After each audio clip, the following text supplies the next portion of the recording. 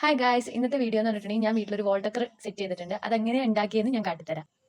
ആദ്യം വേണ്ടത് thermocol. Second one colour paper. ഞാൻ ഇവിടെ എടുത്തിരിക്കുന്നത് റെഡും യെല്ലോയും ആണ്. പിന്നെ black colour fabric paint, brush, പശ, കത്രിക. ഇനി നമുക്ക് ഈ തെർമോക്കോളിൽ ഒരു മരം വരച്ചെടുക്കാം.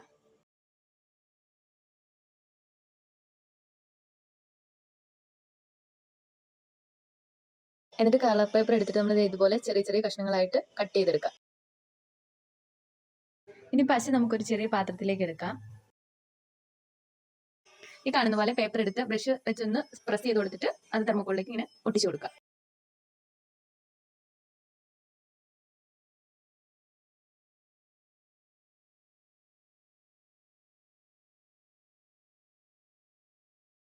അപ്പോൾ അതിന്റെ ഫൈനൽ ലുക്ക് വന്നിട്ട് ഇങ്ങനെയാണ്.